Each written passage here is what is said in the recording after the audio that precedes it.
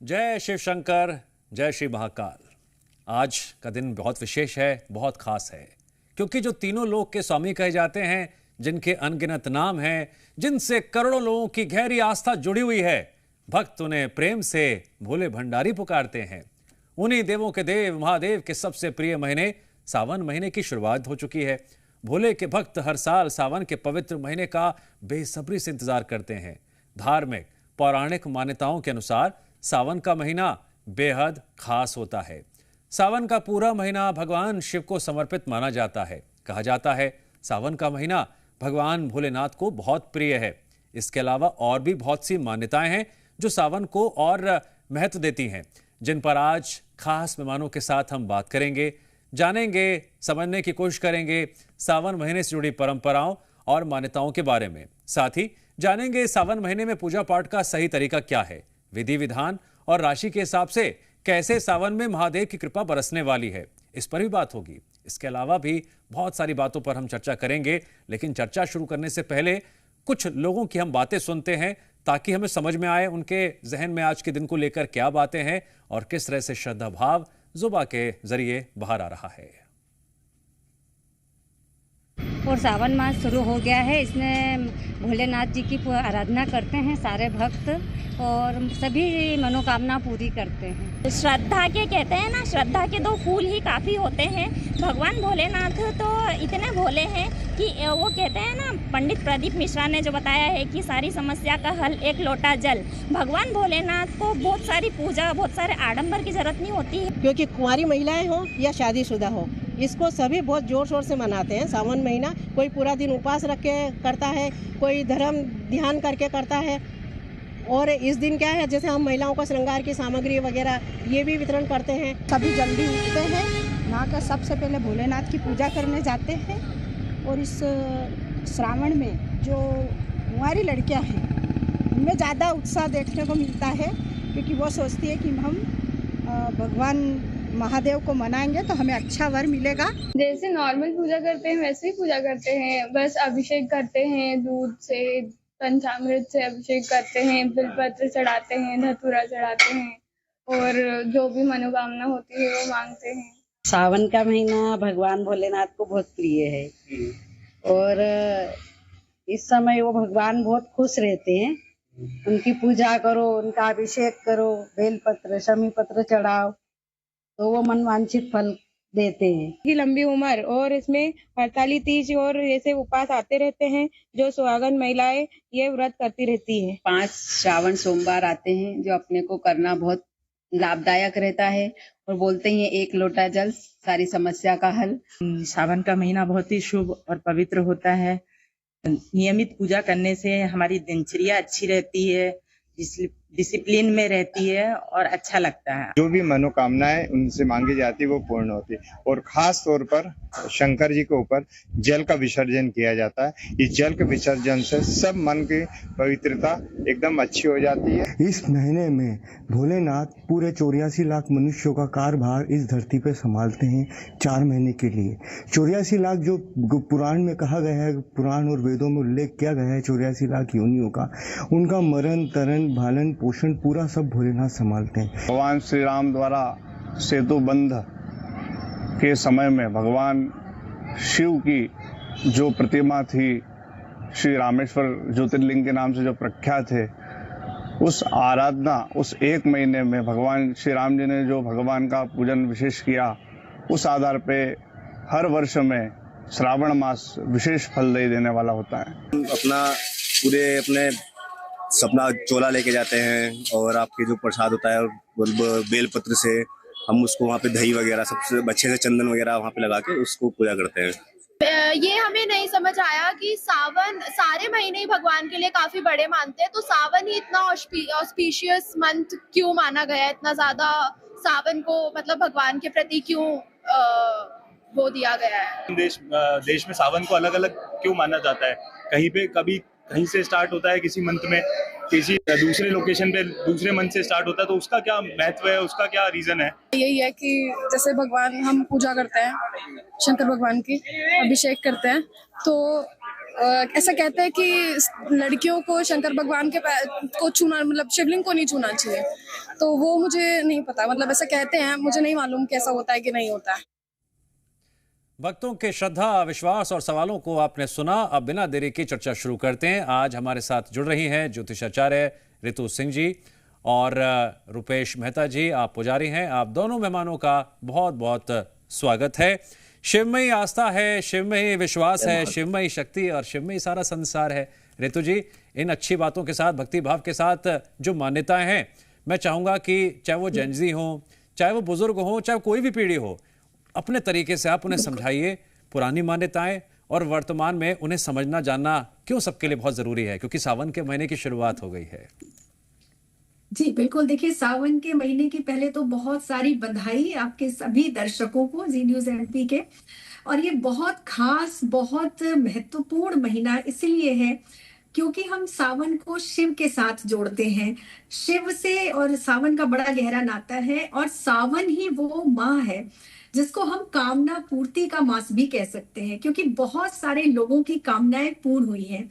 तो बार बार ये प्रश्न आता है कि ये महीना ही इतना खास क्यों है, क्यों सावन में ही शिव को रिझाए।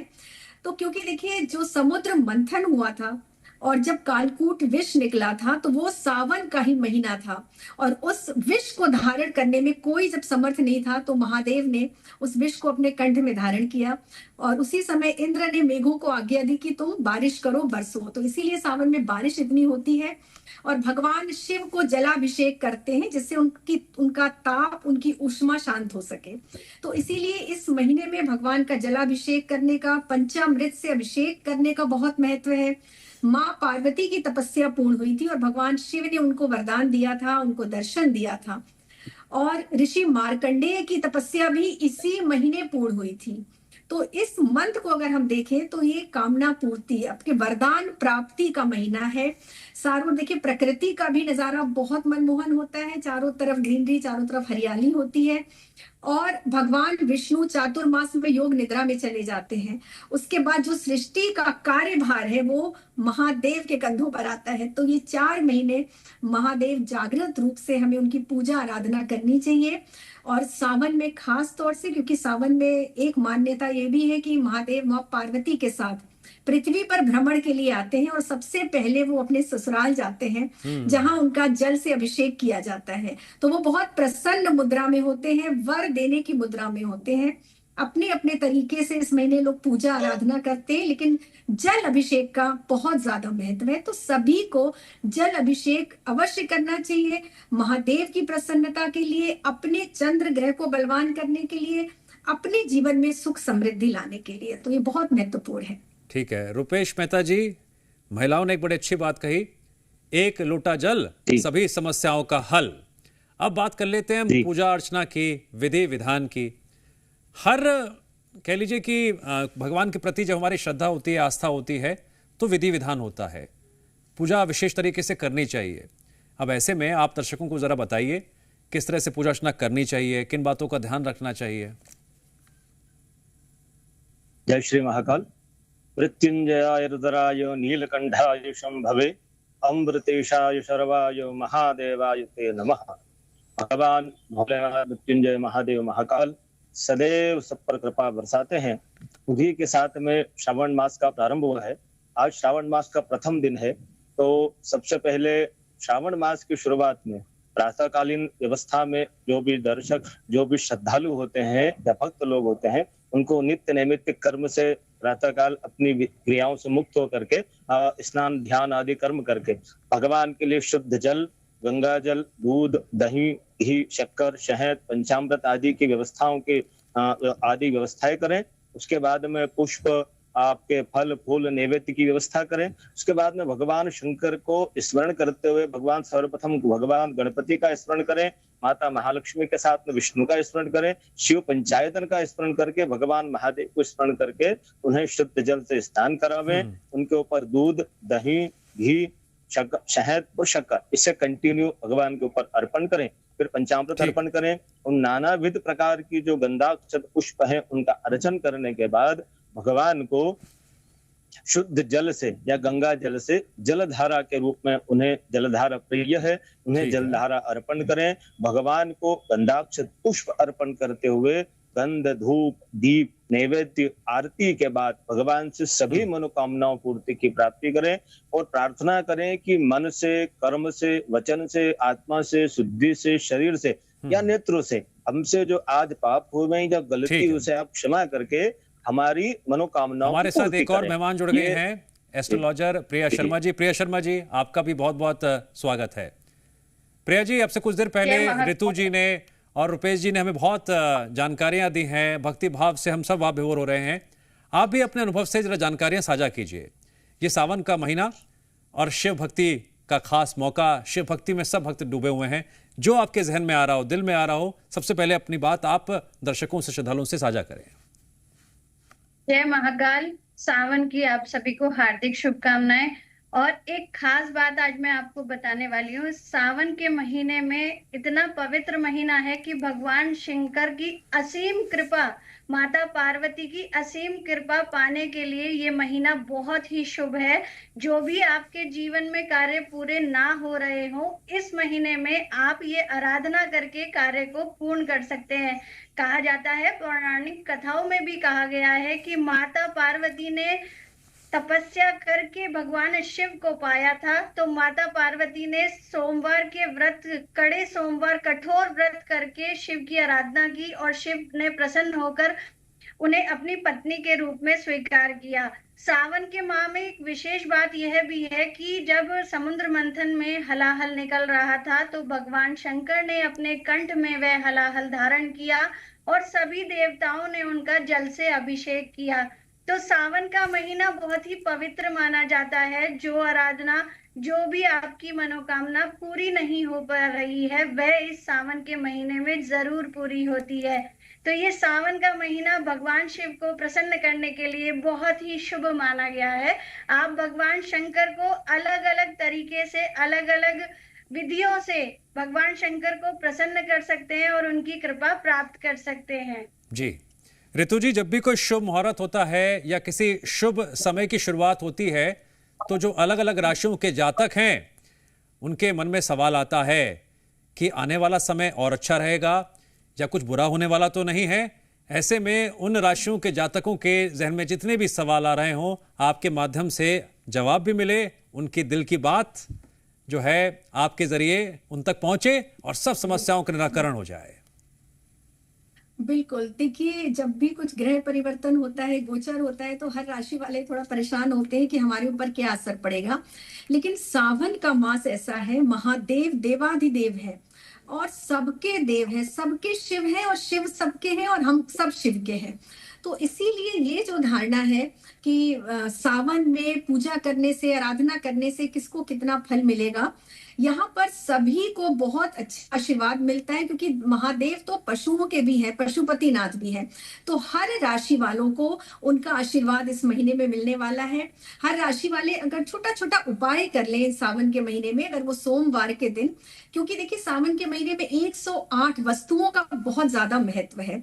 तो अगर अपनी राशि के अनुसार 12 राशियों वाले 108 वस्तुएं, जैसे मेष राशि वाले हैं, अगर वो 108 दाने गेहूं के महादेव पर अर्पित करते हैं तो उनका मंगल भी अच्छा होता है और साथ ही साथ महादेव की कृपा भी मिलती है। वृष राशि वाले अगर 108 केसर के जो धागे होते हैं वो अर्पित करें।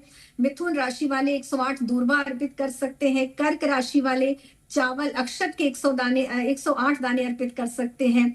सिंह राशि वाले हैं वो जौ अर्पित कर सकते हैं। कन्या राशि वाले मूंग, साबुत मूंग अर्पित करें। जी। और वृश्चिक राशि वाले अगर अष्टगंध का भगवान को तिलक लगाते हैं और शमी पत्र अर्पित करते हैं तो बहुत अच्छा होता है। धनु राशि वाले 108 कनेर के पुष्प अर्पित करते हैं। मकर राशि वालों को काले तिल अर्पित करनी चाहिए। कुंभ राशि वालों को काले रंग की जो काली मिर्च होती है वो अर्पित करें।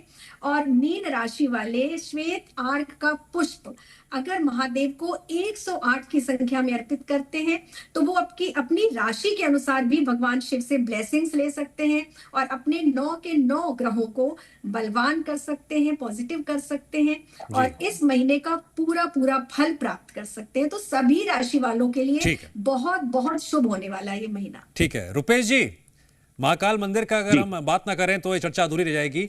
इस महीने क्या विशेष अनुष्ठान किए जाते हैं, विशेष पूजा अर्चना की जाती है सावन के महीने में? हाँ, सावन का महीना एक्चुअली विशेषकर कलयुग में और पृथ्वी के अधिपति भगवान महाकालेश्वर हैं, तो महाकालेश्वर मंदिर में कई प्रकार के अनुष्ठान होते हैं। जी, लगता है संपर्क टूट गया है। हम प्रिया जी का रुख करते हैं। प्रिया जी, जैसे रुपेश जुड़ेंगे हम उनसे महाकाल मंदिर की बात करेंगे, लेकिन आपसे मैं वो बात जानना चाहूंगा जो कई दर्शकों के जहन में आ रही होगी।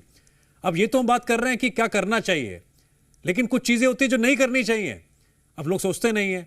तो हमें दो बातें बताइए कि क्या क्या हमें नहीं करना चाहिए, और अगर हम करेंगे तो उसका नकारात्मक प्रभाव हमारी सोच पर, हमारी भक्ति पर, हमारी जिंदगी पर क्या पड़ेगा।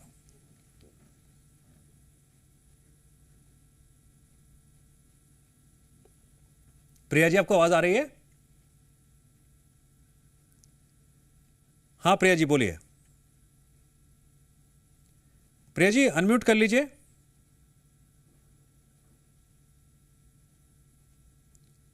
प्रिया जी, आवाज आ रही है आपको? जी हाँ बोलिए, अब आप बोलिए। जी, आपने बहुत ही अच्छा प्रश्न हमसे किया है और हम इसका जवाब जरूर देंगे। देखिए, जो भी चीजें भगवान को भोग में लगाई जाती है या भगवान को अभिषेक में लगाई जाती है, उस चीजों का ग्रहण उस समय आपको नहीं करना चाहिए। पहली बात तो साइंटिफिक रीजन से भी अगर देखा जाए तो इस सावन के महीने में दूध और दही को नहीं पीना चाहिए। यह आपके शरीर में भी व्याधियां ला सकता है और भगवान शंकर का इससे अभिषेक भी होता है। जैसे कुछ सब्जी और फल भी होते हैं जिनका सेवन नहीं करना चाहिए। बैंगन, मूली, इन सब पत्तेदार सब्जियों का सेवन सावन के माह में नहीं करना चाहिए और यह निषेध भी है। शास्त्रों के अनुसार यह चीजें निषेध भी हैं। जैसा कहा गया है कि सावन जो है, अब सावन के सोमवार में कठोर व्रत रखे जाते हैं और इस व्रत से सुख की प्राप्ति होती है। इसमें भी आप फलहार करें, केवल अन्न का ग्रहण ना करें। अगर यह सोमवार, जैसे आप समझते हैं कि पहला सोमवार जो सावन में पड़ेगा वो 3 अगस्त को पड़ेगा, अगर इस सोमवार को आप शिवलिंग पर गन्ने का रस चढ़ाते हैं और उस दिन गन्ने के रस का सेवन नहीं करते हैं तो आपको विशेष लाभ मिलता है और धन की वर्षा आपके घर में जरूर होती है। दूसरी बात कि भगवान शंकर को क्या प्रिय है। भगवान शंकर को, जैसा कि ऋतु जी ने बताया कि 1 लोटा जल और सभी समस्याओं का हल, तो भगवान शंकर भाव को देखते हैं। जो भी आप भगवान को अर्पित करते हैं प्रेम पूर्वक करें और श्रद्धा पूर्वक करें। बाकी जो चीजें शास्त्रों में निषेध है, हमने आपको बताया कि कुछ चीजों का सेवन नहीं करना चाहिए, तो वो चीजें आप बिल्कुल भी सावन मास में नहीं ग्रहण करें। इससे आपको नुकसान हो सकता है, आपका शारीरिक कष्ट भी हो सकता है और इसके नुकसान आपको जीवन में देखने को मिल सकते हैं। ठीक है ऋतु जी, जब धार्मिक चर्चा होती है तो कई किंवदंतियां भी होती हैं, कई मान्यताएं भी होती हैं, कुछ कही सुनी बातें होती हैं।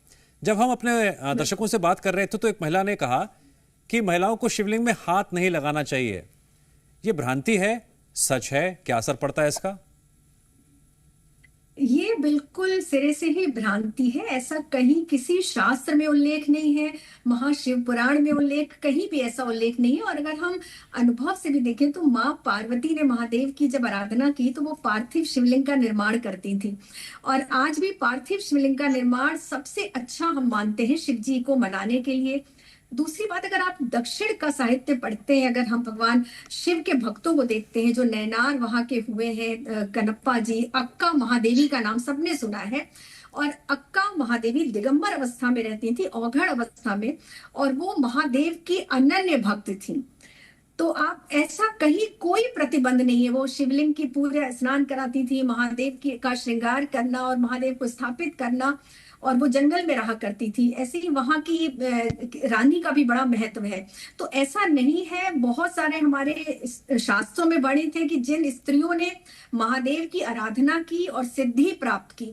आज भी ये बिल्कुल भ्रांति है कि महादेव शिवलिंग का स्पर्श नहीं करना चाहिए। देखिए, कुछ अवस्था में अगर आप स्वच्छ अवस्था में नहीं है तो बिल्कुल नहीं करना चाहिए आपको, लेकिन अगर आप नहा धो के बिल्कुल स्वच्छ अवस्था में जाते हैं मंदिर तो आपको शिवालय जाना चाहिए, शिव जी का अभिषेक करना चाहिए। ठीक है, चंदन का थोड़ा समय कम है, मुझे प्रिया जी से एक सवाल हो लेना बस।